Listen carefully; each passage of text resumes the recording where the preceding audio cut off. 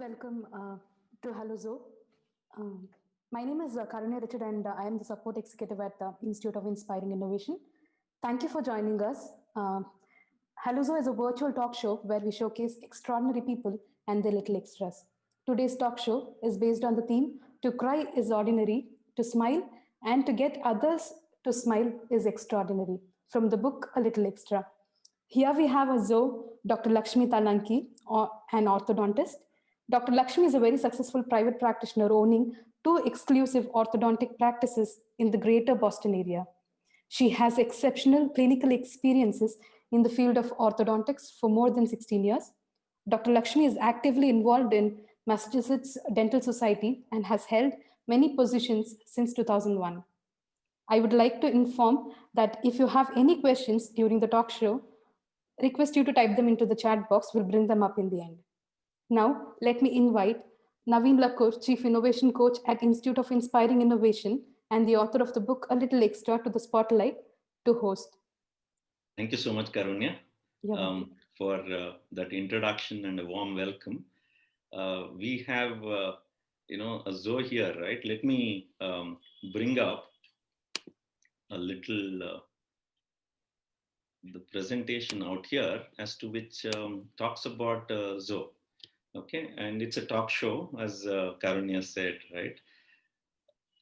And it's based on the book A Little Extra. And here I have a character by name Zo. And he says, hi, my name is Zo. And my friends say that I have that X factor. And he started thinking about it. What is this X factor all about? And where is it coming from? He realized that, the X factor was all about the genesis of being that little extra in all aspects of life.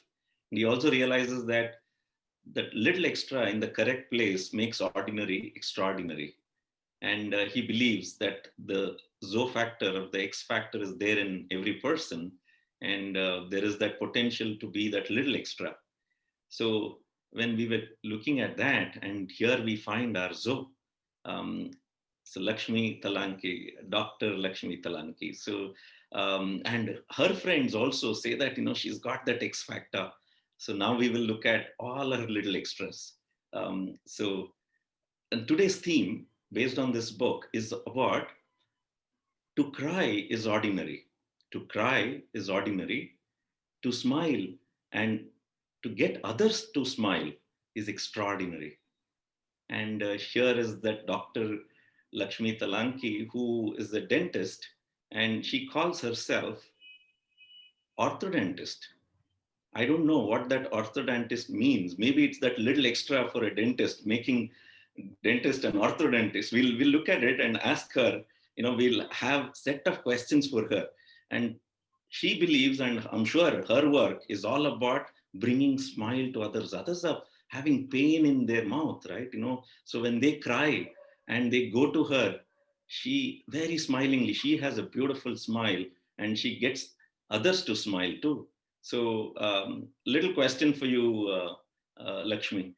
So here, what is this little extra all about, that dentist being called as orthodontist?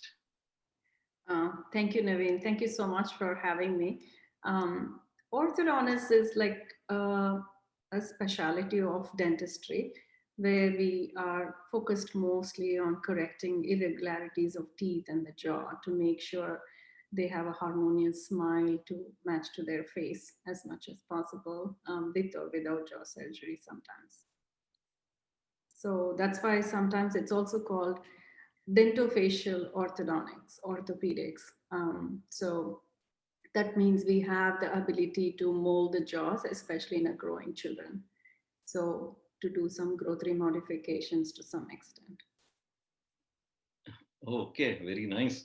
And I'm sure this whole specialty or a specialization that you've gone through, where did you study and, how did you start this as your practice?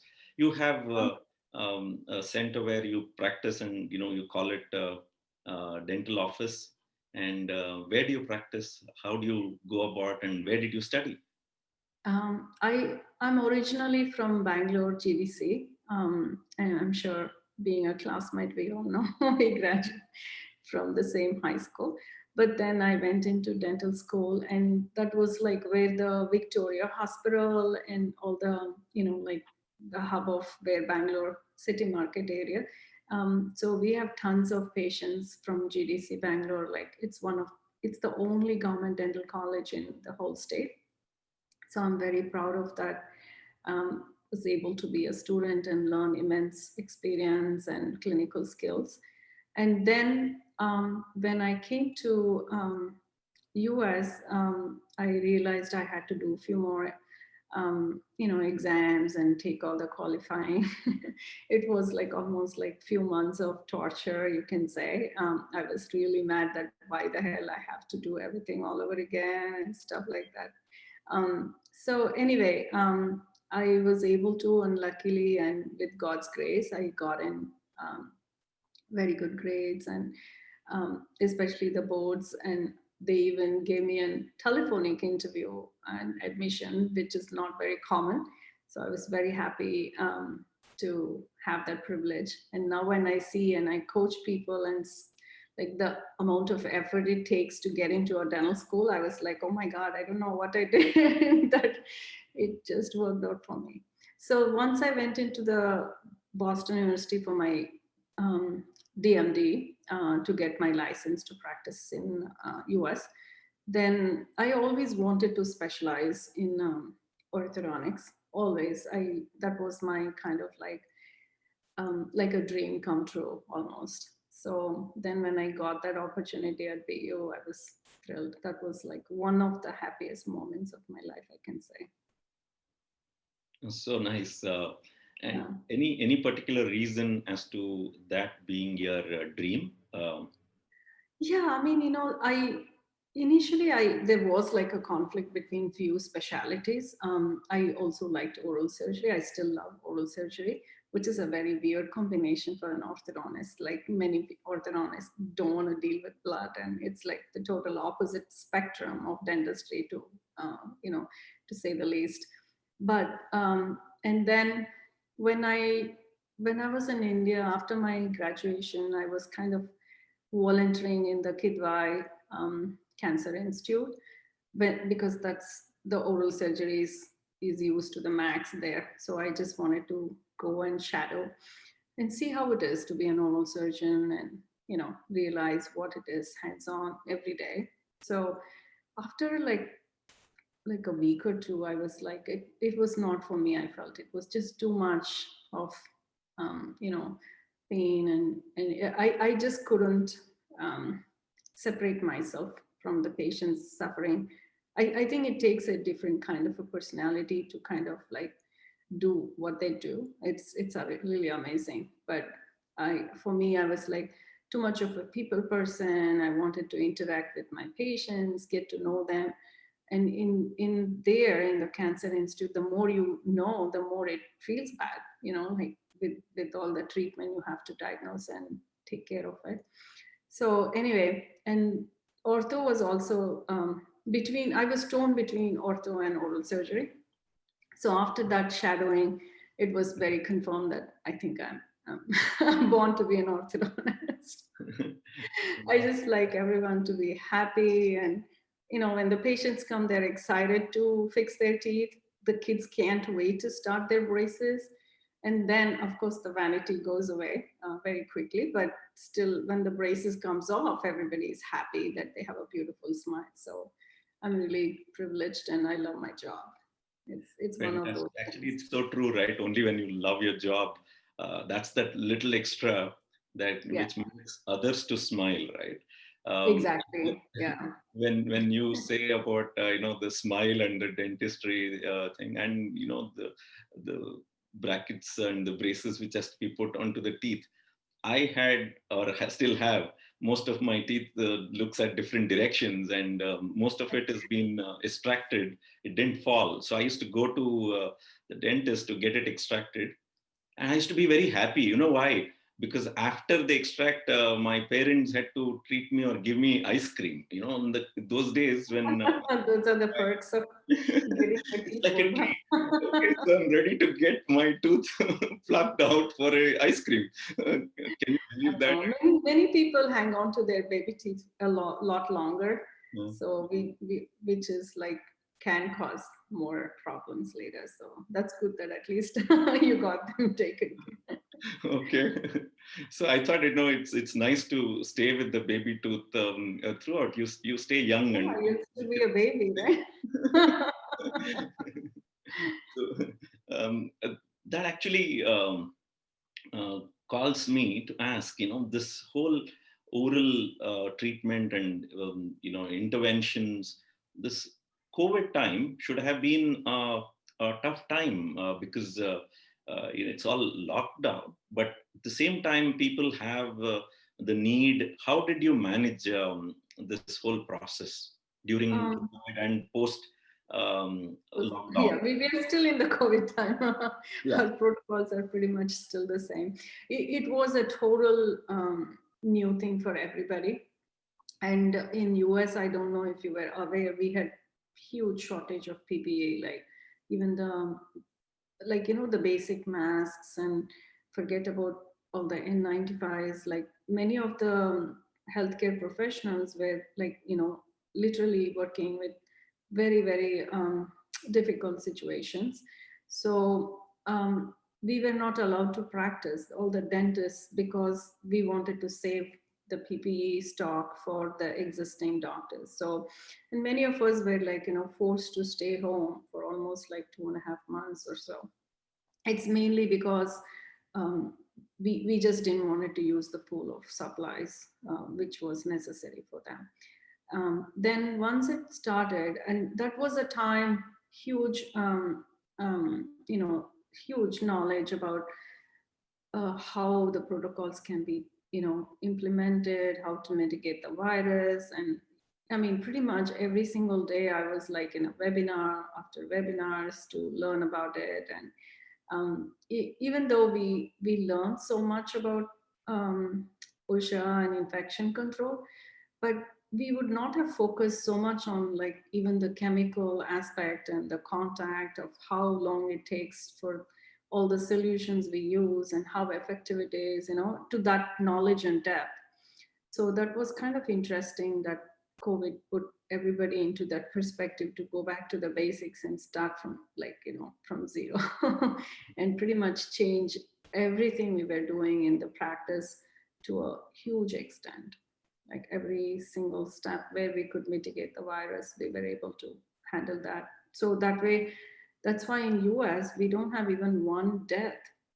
None of the dentists have died, even though um, we have we are in more close contact with the patient, like mouth, and we also are exposed to aerosols. So that's because dentists are well trained in general to take a lot of precautions to do the treatment, because we know we are like really exposed. So I'm very happy. All the dentists are doing pretty good. Yeah, I also see that you have been implementing some process innovation there, bringing some new process to suit Yeah. to the current challenges which are there. Here is a little clip, and where at your dental office, You're using all how there's a demonstration of the process that you've been following many things, and here is one of them. N95s. Currently, we have like a couple of them, and once it's done, you can turn it off. And once the cycle is complete, this green button will come on, and it automatically shuts. So what was this all about? This is, well, like I told you, we had a huge shortage of PPE. So there were like so many different protocols to kind of reuse it and in a safe way. So that way you're not like, exposing yourself or your staff or patients in the recycling process, that like anything goes wrong with the contamination part. So the N95s most of the time is like when we use it, the outer surface is where it's exposed to the virus.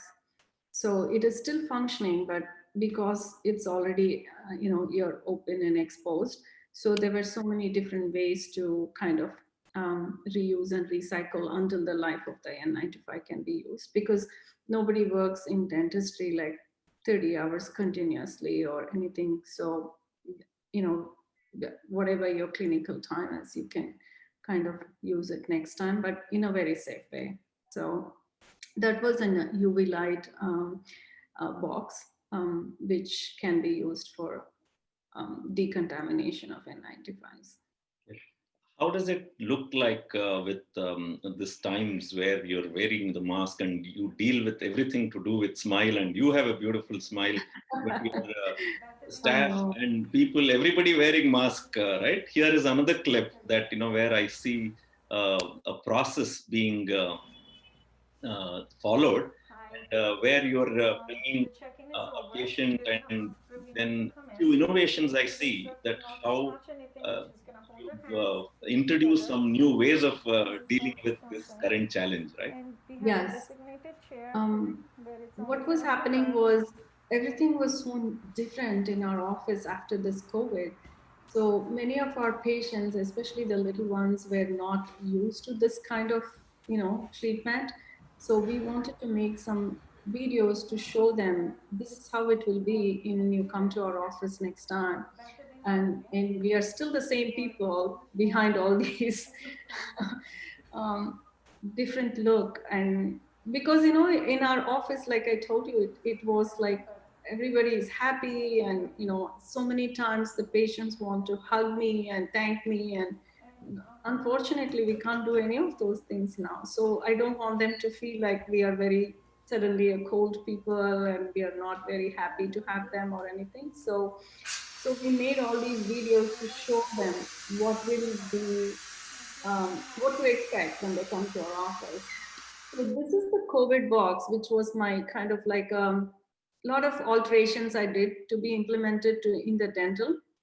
This was mainly used for the intubation in the medical, for the ENT people, and during the COVID crisis.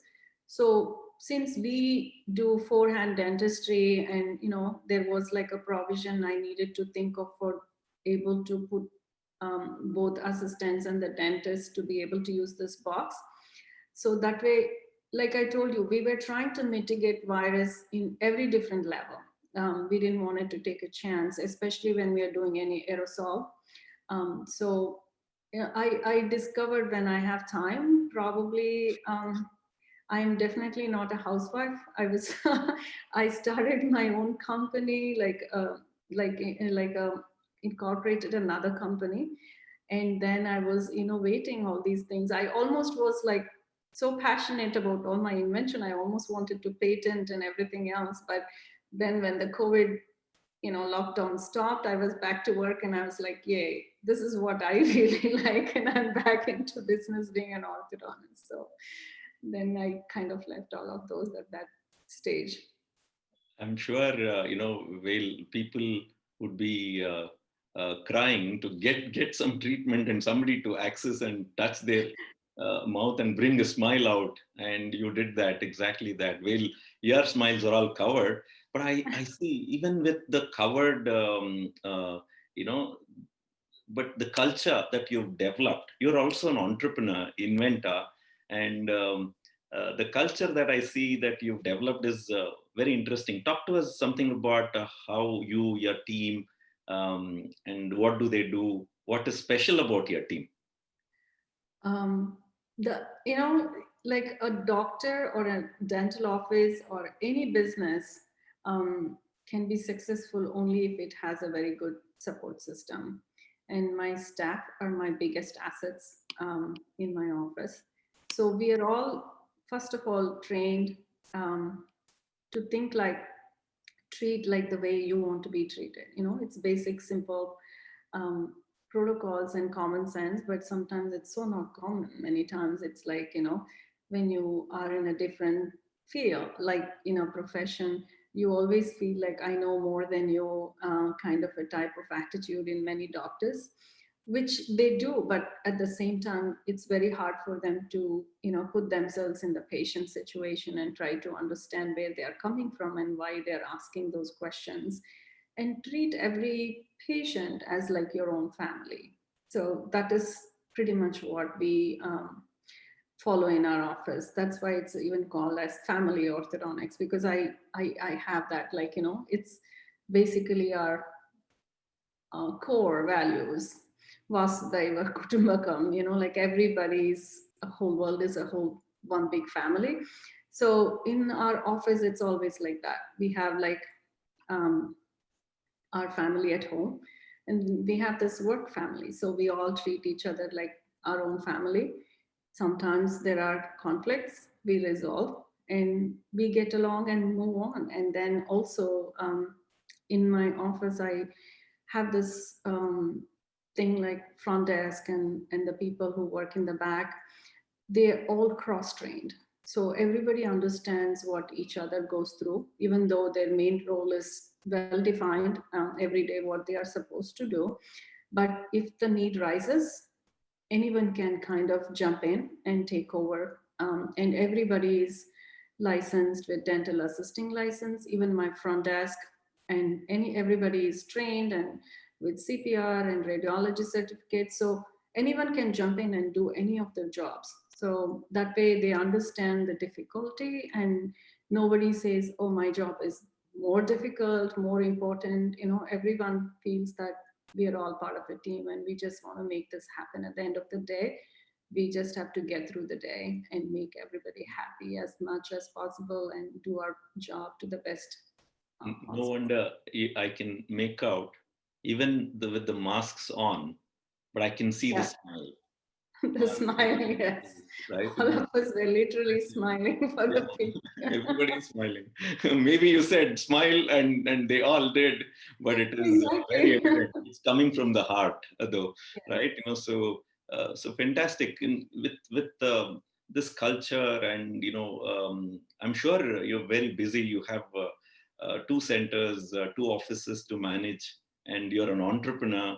And you said you are not a housewife kind, right? So how do you balance? I do enjoy cooking a lot. I really do.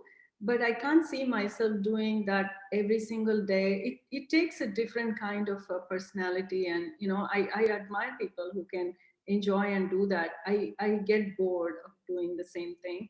I need new challenges. And I feel like I need that people interaction more than, and I feel like I need to make a difference in someone else's life too, not just, in my family. So I always felt like that. Having heard that you want to make a difference in somebody's life, right? So, and we call them mad, because mad is all I know, literally sometimes. and welcome to that club, and you've been there. And one of the things that I know that you've been involved actively is the social community project of Seva. So do you want to talk a little about what you do?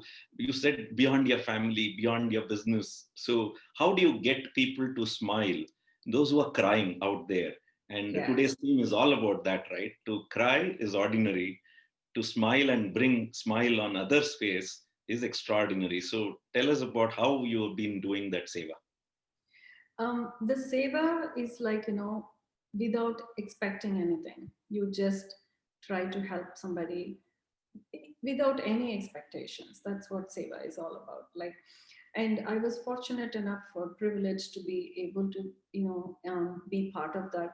So during the PPE shortage, that was when I was, like I came to know that the whole community is behind the professionals, and we all wanted, like, how much they are risking their life to protect everybody. It was like a huge movement towards, like, the attitude towards the doctors like suddenly changed in the whole community. It was kind of very nice to see that, and everybody was appreciative of it. And we were all making masks, cloth masks, so that way it goes over the N95, so the N95 is protected, so you can use the same N95 between patients. You don't have to change, because we didn't have enough supplies to throw away N95s for each patient because they had so many patients. The hospitals was full. Imagine if they go in and treat a COVID patient and come out, they have to change everything and throw it away, you know.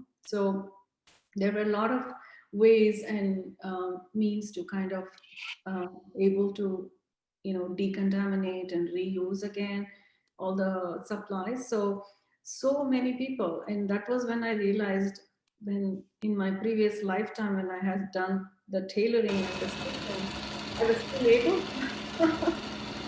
while we were doing a lot of masks, and it was frustrating when the lines were not straight, but you know, somehow I managed to do some masks for people. And all the things which you saw on the picture, all the caps and gowns, that was designed and stitched by me, because we were so short, we didn't have enough protection, and even for myself I didn't have enough. So I had to come up with so many designs and what works, and we stitched all of that. So I was happy that that part of my skill was useful sometime. I Absolutely. never That's the thought little about. extra, right? You know, how all that learnings that you would have had, how do you bring it, put it into use? And, you know, application of knowledge ultimately brings you results, right? That is Yes. extraordinary. I This was see like so many a masks huge. here. You know, did you stitch all of these? No, absolutely not. Like I was very, very little contributed to that whole stock. It was mostly like, you know, I was more on like an R&D. I was helping them, like we were going with so many filters, 3 layers, 2 layers, which one is effective, whether you need a nose guard. So I was more so in a, I mean, of course I did stitch some, but I didn't have enough time to do that much. You were But the I was, subject matter expert here then, you know, bringing yeah, that I knowledge, was able right to, knowledge. like, you know, yes, you know, like some of them were like, oh, if I have a cold, I'm not stitching. I said, no, you please continue. We are going to watch that in the hospital before using anyways. So you don't have to hold yourself back, because nobody knows if it's a common cold or a COVID at that time. And everybody were like, didn't know what to do. You know, it was a lot of those kind of decisions I was mostly involved in. And there was this one aunt, her dexterity was not enough, so all she did was made those tags, you know, continuously. I mean, I wish I had saved those videos. All she did from morning till evening was to make those tags for us, you know, like everybody was doing something, whatever they were able to bring it to the table. And it felt good to be part of that community thing.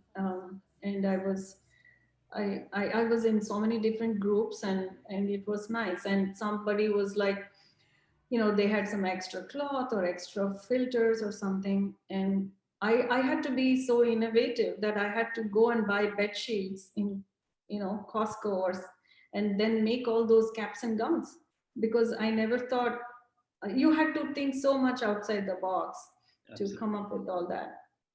And now I still use them, even though there are disposable ones available. I felt like it's better to save the environment, and it's so much more easier and better with 100% cotton. And Absolutely. we have all the laundry facilities in the office, so it's working out really good.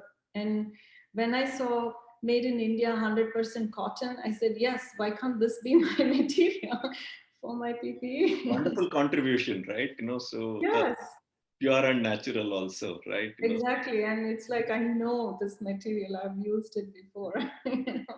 Anytime I see made in India, I just buy those. yeah, fantastic. So there are few things that you people have done even during Diwali, right? You know, Deepavali, Yes.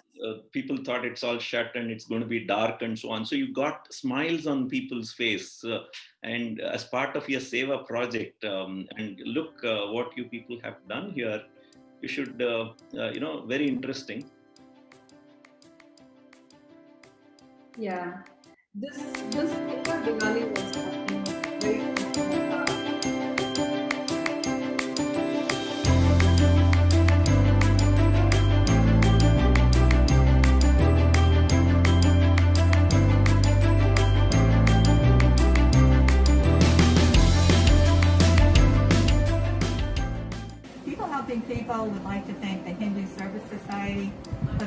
tremendous amount of food they've donated to our Burlington Food Pantry today. During this pandemic, we have increased by 40% the number of clients we are serving. So this food will come in extremely handy. And I hear it's part of the Diwali celebration. So we extend our greatest thanks to all of those people who have contributed to this wonderful food drive. Thank you. Thank you. Thank you. It's been amazing what you've done. And it's greatly, greatly appreciated by not only the volunteers and the organizers of the food pantry, but our clients as well. Thank you.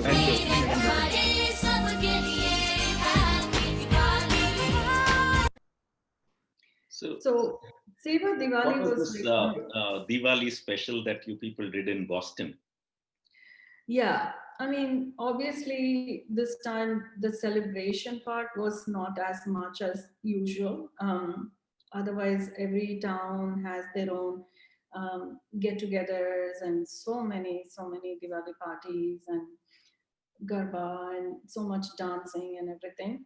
This was our HSS Shaka, that is where I'm part of. Like we contributed like 2,500 pounds, and our location, our family orthodontics of Hudson was able to contribute like 850 out of that. So we were very happy because I came into this picture, like when I came to know, when they approached me, I only had like 2 or 3 weeks of time. I didn't have enough time to do it in a much bigger scale.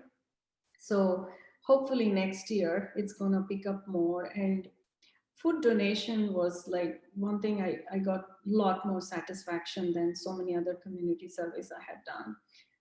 This one was like, it's very close to my heart because I feel like nobody at this time should be hungry. We have enough food in this world to feed maybe 2 or 3 times the population we have.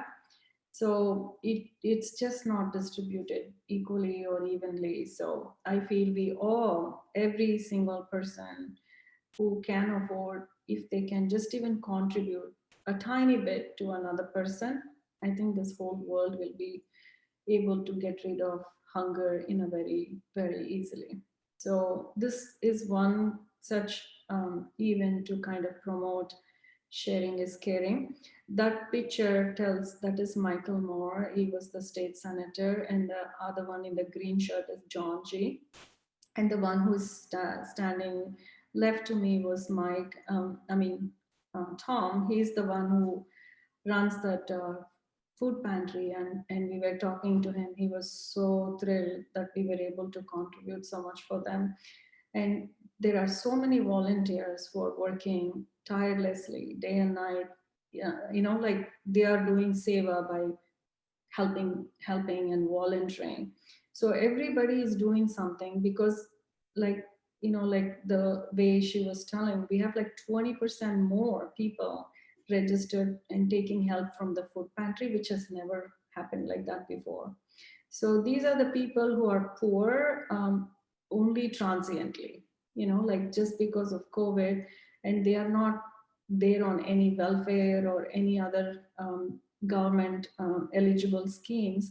So during the holidays, it's very hard to see people and the kids not being able to, celebrate and eat properly. So Seva Diwali comes in a time when there are a lot of festivals happening during November, December time everywhere, depending on, what kind of festivals you follow. So during the holidays, it was very nice.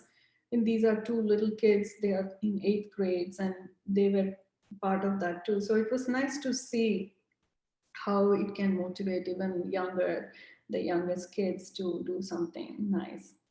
Absolutely. And no wonder, I know currently at Boston, there's a snowstorm. But as we are speaking, Sun God is so happy about the Seva. I'm sorry. Shining right on your face and, getting you to smile and maybe tolerate that little heat that he's giving it to you. So you should be happy, and he's blessing you. and all the team members who've been, part of this Seva project.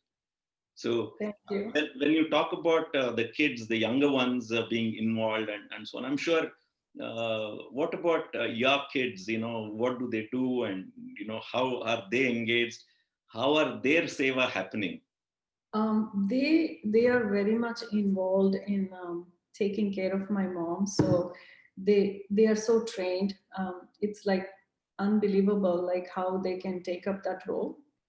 And I feel so confident that I can trust my mom in their care, because my mom needs a lot of help now. So that inspired my daughter, and she is so involved with the senior care because of what she does with my mom. So, and she's there's a club called Key Club in her school. That's like the biggest club they have after school, and she's a treasurer for that from past 2 years. I'm very happy because she was initially like a very shy person, and now she's kind of coming out and able to, be comfortable. So they do a lot of community service, like hours and hours of community service. So if any town in the town, if there is any event like a non-profit, and if they need help, they approach this club and they send out volunteers, and everybody signs up and go for it. So she's very much involved in that, and she also goes to the younger class and teach chemistry and math, whichever subjects they need help with, and she's good with. So, and it's more like a mentor mentee buddy system. So it helps her to be like, when you teach something, you really learn more than what you give. So yeah. In fact, that's one of the other theme in the Zoe book. Learning is ordinary, teaching is extraordinary. Yes. And today, when we are talking about the theme of to cry is ordinary, to smile and get smile on others' face is extraordinary. Looks like your daughter is also, without having to study all that you have studied, she's already practicing it. Like, Yes. Yes. To bring smile on your mother's face and senior citizens' face, and when they need that help, and being available and extending their hand is a fantastic thing. And my son was involved with Perkins School of Blindness. Like there's one like a blind school.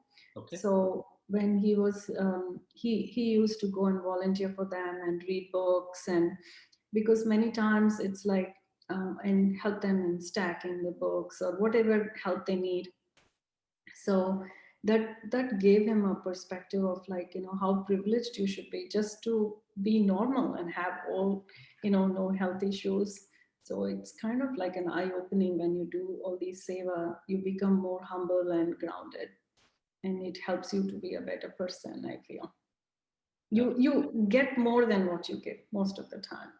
You may feel like you're doing a lot, but I think you're gaining a lot more. Absolutely. I'm sure when you're talking about your children and the Seva Bhava, which is there, which is about, you mentioned about Vasudeva Kutumbakam, all of these does not happen just like that. There has to be a solid grounding and the way you grow up. So do you want to share a few things about, what is your childhood have been like? Absolutely. I mean, definitely childhood is like the biggest impact anyone in any person's life. It can be a good or a bad thing, and all those things help you to be who you are. And of course, you have to keep an open mind and keep learning and move on too. So my mom was the main inspiration for me to be like, I can do something else, not just be taking care of my family only. I have the capacity to do more, because she was like that. We lost my dad when I was 1 year old, and my mom was like a rock, and she was the one who did everything for us, like providing shelter, food, education. So that's why when Seva Diwali happens, it's more close to my heart, because I can feel their pain, because I've been there and endured all of that. So, but even in that situation, I have seen my mom being so generous and so welcoming, we had the smallest house compared to all our relatives' house. But anyone who comes to Bangalore, like from any other city, from our village, or they would just come directly to our house. It's not the size of the house or what facilities you have that matters, you know. That shows like we were the most popular go-to people, even though we had the least amount compared to all our other relatives. So every single person would always come to our house and stay with us. So that is because of how my mom was able to provide that kind of comfort and support to people. And we always believed in another one like Atiti Devo Bhava. So my mom followed that to the core. So I think all of those helps a lot to see A little when extra you here. have so little and you're still generous, and so many people are like, you know, and she would always say when we didn't have that much toys or like any of those things when we were growing up compared to our cousins, she would always say you have to be happy for them, you know. You should never feel like you don't have and they have. You should say I want to have that one day is a good thought, but you should always be happy that they have it today. So those kind of things really help you. Absolutely. Well, you had the capacity to probably learn about your education part, but she taught you, as they say, mothers are the first teacher. She taught you how to be happy, which is the most Yeah. difficult thing to be taught, but at the same time, and to be practiced. And if you've learned that and acknowledging to her, I'm sure if she's listening to you, she will be very happy about it too. So Yes. fantastic. She's very thrilled. She wanted to come and sit and listen to this. I said, Mama, sleep. It's too early in the morning for you. You can always watch the recording. She would have been very happy for sure when Karunya introduced and said, you know, you're going to be on the spotlight. We hardly thought, you know, son would decide that he will provide that spotlight on you, right? You know, so Right. I'm It's a thrilled, natural you know, son is the spotlight for you today. Wow. I So, know. it's, Even though we planned the, you know, the background and everything, it's like you cannot control. yeah, no, it's so nice. You know, I'm feeling the son playing a role to be that little extra today to say that, you know, I'll be the spotlight for her and she's the Zoe today and, you know, making you smile. So fantastic. And how do you spend time? Do you have some time for family and how do you spend time and what does your husband do, Vishnu, right? You know, so your name itself, like the Vishnu and the Lakshmi as husband and wife, is like, you know, is your marriage made in heaven? Well, I'm not sure about that. I think like all marriages are made in heaven. That's what I believe. So anyway, Vishnu is wonderful, and he is joining and helping me in my practice now. So which is a great thing. So I was kind of like growing to an extent where it was just too much for me alone to handle between family and career. So I'm glad he's able to be part of that and take some of my, especially the technology part and, you know, networking, any software issues we have, which I love. I love to update myself, and any technology wise we have, um, I need to, you know, like I don't shy away. I enjoy it and embrace it. So that helps me to be like, you know, when people call me as a keynote speakers in any of the orthodontic conferences, it gives me a huge confidence to say, yes, I've been doing that and this is how it is, and I have a huge data to show like we have been doing this for a long time and this is how it works. It's not like, you know, like if you have a 3D and you've never used a 3D before, it's not just going to a class and learning, but we are using this in our daily practice, and these are the, you know, pros and cons. It gives a huge confidence to kind of talk about it and talk about laser, you know, how it is and how useful and how beneficial things are. So I always feel like when some doctors or somebody says, oh, I've been doing like this for 30 years, I know what I'm doing, I feel like I would be very uncomfortable to say something like that. if you're doing the same thing for 30 years and you have not changed and adapted, things have changed a lot in 30 years. Yeah, they should keep an open mind and adapt and embrace those new advances, which are only helping people to, provide the best you can. So I always say you're always a student. You've never really graduated, so you have to learn every single day. Absolutely. And I keep saying that, when as a coach, now that as an innovation coach, I keep saying that, I've become a better student. So I get to learn a lot more while I want to be teaching and coaching, right? So Yeah. I know you have been teaching too. And so tell us about, your education now, that what you do as in the school. Yeah. When they approached me for like I'm totally a clinician, like that's what I enjoy, and I was so much into private practice. So then when they approached me for like to go and teach, where I graduated from the ortho at BU, I was like, oh, what do I know that what can I teach? But then when I really went there and I saw where the students start, it's like, oh my god, is this how bad I was? Like, is this how much I've learned? You'll realize how much more you have learned, and and you can really teach somebody. Until you go there, you don't realize it, like, so it was a very nice. I always enjoy teaching. In fact, when I was young, I wanted to be a kindergarten teacher because I love teaching and I love kids, but I ended up being an orthodontist. So You're still bringing anyways, smile on others' face, right? So exactly, yeah. here a little extra of your teaching. What do you teach, and whom do you I teach? was teaching at the ortho department. I mean, I'm very boring that way, that ortho is my everything. So that is the only skill which I had, like, in a way to share and teach. So, and because of my mom's situation with her doctor's appointment, I took a break this year. So I may go back and start teaching again, depending on my time. Where do you teach? Boston University, ortho.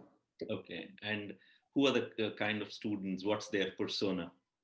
They are all ortho residents, like how I graduated from that program. So, and I was very fortunate to have Dr. Jinali. He was the pioneer of bidimensional technique. And I was so fortunate because we learned so much from him.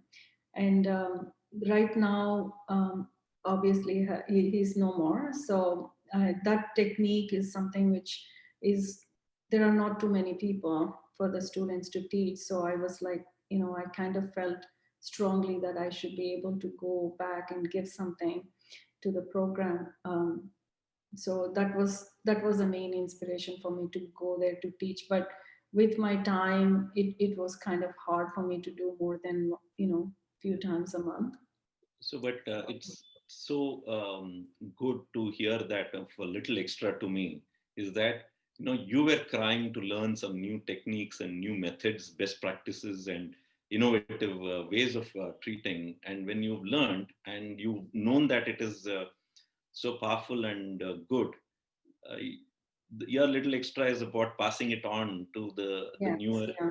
generation, and getting them to smile, right? So, and Yes. help them to enable them to bring smile to many other people, so which is really a little extra, I would say, Yeah. extraordinary. Even when I'm in the keynote speakers, like, I try to bring in the bidimensional technique because I feel very strongly about that. Like, it's such a huge um, like bonus for us to be able to get that um, exposed in so much, like in and out of doing bidimensional technique every single day. Many people are like, they're not even aware of things like that. It's like so much more advanced than the other straight wire technique. I don't want to go in too much boring detail about orthodontics, but Yeah.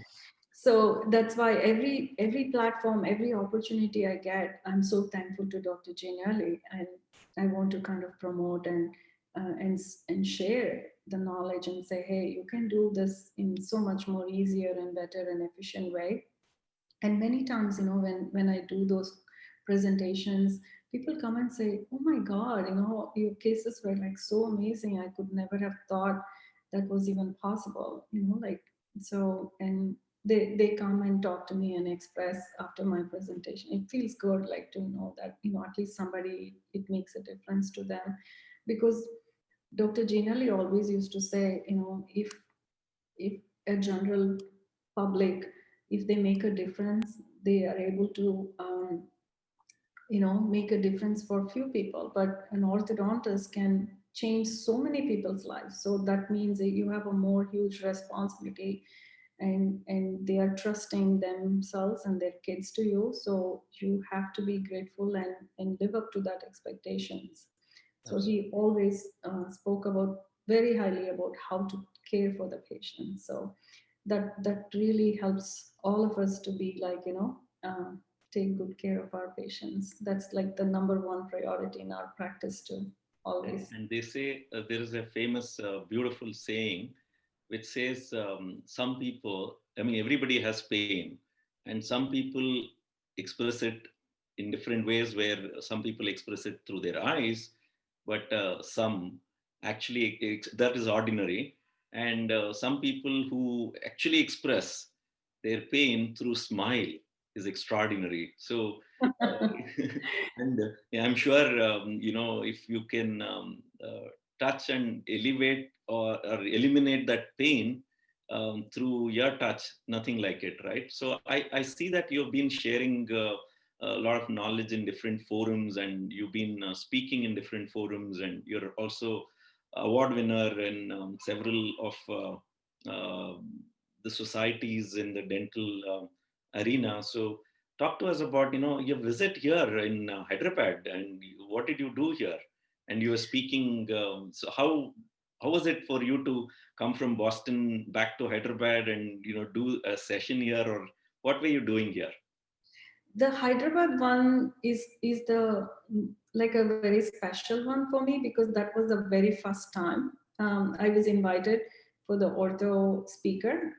One, like you can see, many of them are like really renowned speakers. Like Dr. Nanda has been there from a long time. He's the chair of the Yukon Ortho program. So all of them are like very distinguished people. And when I saw my picture, along with them, I was like, oh my God, this was too much for me to kind of like, I felt like really good. And I felt like this is a great way. And like I told you, I always want, like, my heart is where bidimensional technique is. That's one of the techniques of orthodontics, which we follow. And I know obviously my talk was about it, and people really liked it and welcomed. And after that, ever since, they've been inviting me. So I guess maybe they like what they saw. And I think few years, because of my son's college admission, I took a break 1 or 2 years. I think 1 year. I didn't go as a speaker, but otherwise every single year I've been able to go to the Indian Orthodontic Society conferences and giving lectures in Jaipur, and then I've been invited in Gujarat for one of the colleges, and Kanpur. I mean, a lot of people, I get a lot more invitations, but sometimes I have to balance my, like vacation and my career. So when I come to India, I kind of like say, I'll do like 2 or 3, and next time I'll do the remaining. So obviously my college, dental college, I always do help them out too. And IDA arranges few of them. So So giving it back to the community where you grew up, and very yes. nice. That's your little extra. Looks like you like traveling a lot. Do you? And Yeah. do you enjoy traveling? And where all do you go? Do you get time off from your work? And where do you go? That's one very nice thing about orthodontics is like, you can, because all our appointments are like non-emergency. So if you plan ahead, all my schedules are 8 weeks in advance. So in 8 weeks before, if I plan and block my schedule, so it's doable. but I have, like I told you, I have a huge, great staff. They are still working in different capacity, even though when I'm not there. So all emergencies are handled, and they really, many times I feel like, oh, how come you guys don't miss me at all? Like it is like a good and a bad feeling. So anyway, that And helps. with family, do you travel, and Yeah. your time offs are which are the places that you usually go to? Usually the family is mainly like, during the summer break and the winter break, because now that with my son being in college and my daughter being in high school, their vacations are all messed up. So last time I went, I only three of us can go at a time. Like, so it was like me, Vishnu, and my daughter one time, and then me, Vishnu, and Amog went to, like, wherever they want. Like I asked, where do you want to go? And he said, I want to go to Spain. So we went to Spain. So my daughter wanted to go to Mexico.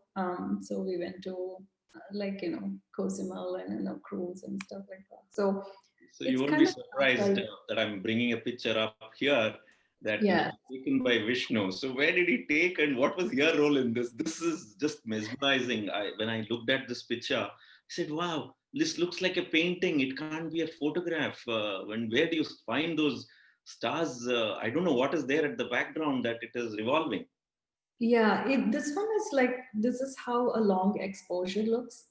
That means one exposure is there for like minutes together, sometimes 15 minutes, 30 minutes.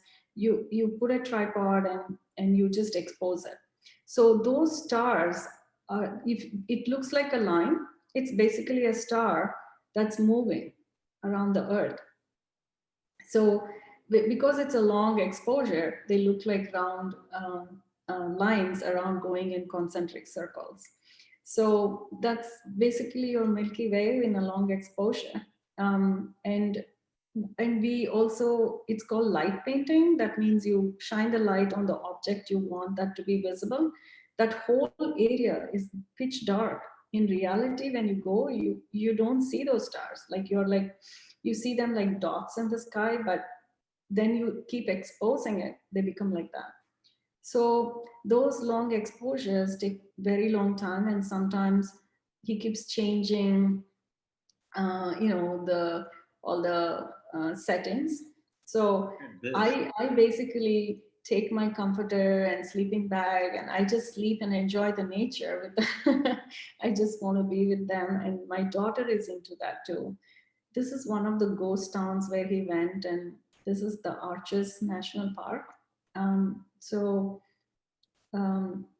he just likes landscape and night photography. So that's pretty much where. Just mesmerizing and Yeah. breathtaking, I would say.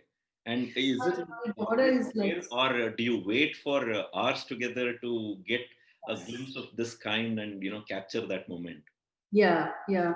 A lot of planning happens in the morning. We go scouting to make sure we can walk to those paths, like where, because it's dark. There is no one amount of light there, so you have to really plan ahead, and then you have to, like, mark where you're going to come, which angle. And there are apps to tell you, like, where the clouds are, and um, which south, like south or north, or which direction is better on that particular day for which constellation or which stars you want to focus on. Wow, And fantastic. yeah.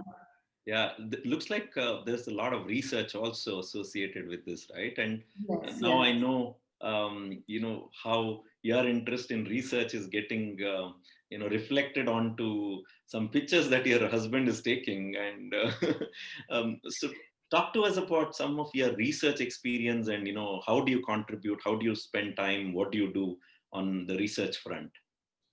Research, the very first time my experience with research was, I mean, there was one during my dental school that was like a very small. I was just shadowing and helping in the lab, and then when I joined the masters, like that was when I had to do my own research. So I was very fortunate and to be able to get like a very good mentor. And my master's thesis, I just had 1 year of thesis, like 1 year of research and thesis and everything. It was selected as one of the top 10 for the Hatton Award. Hatton Award is like where every year all the research, like the best research in that year are picked, and the 10 research are picked for the whole United States. So, and this was like, it's never heard of, like, because with 1 year, what can you do in research? It's like there's hardly anything you accomplish by the time you get to know your material and methods and do something.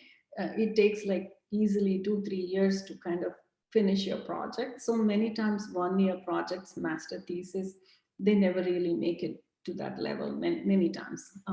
So everybody were like surprised that I was even selected for one of those Hatton Awards. And since we come under like doctorate, so we were considered in a postdoctorate category. That means you have done PhD and beyond. So those people have like years and zillion years of experience with research, and you're competing with them with 1 year. You're like literally like a very So just to be selected itself was quite an experience. And when I went there, I was more so like concerned about like, oh, I don't know, I have requirements, I don't know what I'm doing here. And one person, one of the like she was also she was working in NIH, and she was also in that same one of the top 10s. So she said, like, Lakshmi, do you even realize what you have?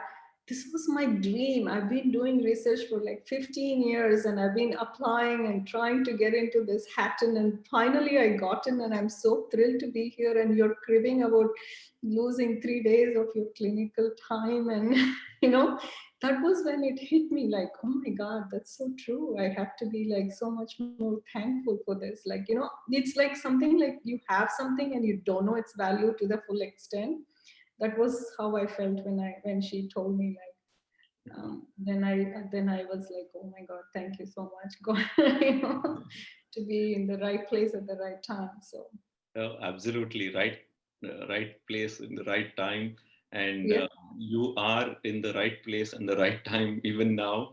And we have to thank Sun God also to be really shining on you. It's so not planned. And you are on the spotlight, and thank you so much. I can't just stop listening to you and feel like there is so much more I can ask, and you would share, and it's just fantastic. But I think it's time for us to ask Karunya if there are any questions which has come from our members. So Karunya, over to you. Thank you, Naveen, and thank you, Dr. Lakshmi, for your wonderful talk and Thank you, Karan. sharing your experience about the work. And we have got some interesting questions here. The first question is, can you tell us about your articles that you've published? Yeah, most of my articles started with my master's. My research was on osteoblasts in osteosarcoma cells. It's like basic science, bone metabolism research. So while people are using osteosarcoma cells as normal osteoblastic cells, so my research was like, whatever you've been doing, you have to rethink. So that's why it was one of the top 10 research that was picked, because it was kind of like huge, like till now, whatever people have been doing, it's kind of says, hey, open your eyes. You're using osteosarcoma cells and claim to be osteoblast, I mean, like a normal human bone cells. But osteosarcoma cells have so much more different ways of behaving. They are more in a proliferation stage. That means they are like the young immature cells, and the normal bone cells are matured and differentiated. So you cannot compare the two. So my research was all about how those two cells were confused in the basic science research, and pretty much all the results that had come so far had to be like, it was challenging to those people, saying like, we don't know if we can even consider those results anymore, because if you expose radiation to an osteosarcoma cells, nothing happens because they are in a very proliferative stage all the time. But in a normal human, when you use that same data and say, oh, radiation doesn't really kill anything, doesn't affect the normal cells, that's not true, because normal cells don't behave like that. So my research was all about comparing the two, and I had to go and take normal cells from the humans when we extracted teeth, and then got the osteoblasts from there. So that was where all my publications were, most of it like basic science. And after that, it was more like clinical. With Mass Dental Society, I published quite a few of my cases. This was one of my referral dentists, and it was her staff whose teeth we corrected, because she always was conscious of her smile. And once we did all the things, he also had some innovations of doing occlusograms. So, and he was like, oh my God, Lakshmi, we really have to publish this. This is so wonderful results we've got. And I was like, oh, Dr. Milstein, I don't have time. He used to give me like 2 weeks and say, you have to finish this much. He was so motivated for me to be successful, and people to know how good of a job we do. So it's like that. People like that who have helped me so much in my journey. They truly, really wanted me to be successful. So I'm so grateful. So after that, it's always been like more like a clinical research things on my publications. Thank you so much. That was great and insightful. Thank you. Thank you. And there is one more question. The question is, there are so many little extras. How do you prioritize and balance work and life? I don't know if I'm balancing well enough. I'm still struggling to balance many times. But one thing is like I learned is from my mom how to balance, what to balance, and you can never have everything. So you have to know what you can let go and what you need to have. So that's like the hardest decision. People find it difficult to make. So many times I feel I have chosen family over my career. So, and I'm happy I did that because when my family needed, I needed to be there for them. So that's where my sacrifice is sometimes more leaning towards family, many decisions I have made in my life. Thank you. And thank you. And you're very inspiring, and you're being a role model to me now. It's great actually being an orthodontist. You're bringing smile on people's faces, because many people hesitate when their teeth is not good to smile. And thank you so much for being on Halozo and bringing smile on our faces too. Absolutely. And, to cry is ordinary. Yeah. To smile and get others to smile is extraordinary. And today, so many extras that she shared about in her journey, her life, and her childhood, to her research work, to innovation at workplace, and the sharing, the Seva, the Vasudeva Kutumbakam approach. The whole world is one family is a fantastic thing, and really, really a lot of extras, and extraordinary person. She is a Zoe. Over to you, Karunya. I'm excited. Thank you. Yeah, we are excited. Yeah, and thank you for addressing the questions too. And thank you so much for being on the show. And I like to say that hope you all enjoyed this talk show, and the little extras will inspire you in your innovation journey. Stay tuned with the Institute of Inspiring Innovation for announcements on our next Halozo talk show showcasing extraordinary people and the little extras and the upcoming training programs.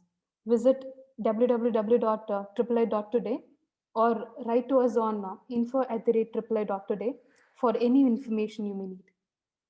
Take care and stay inspired. Thank you so much. Thank you, Naveen, for having me, and thank you, Karunya.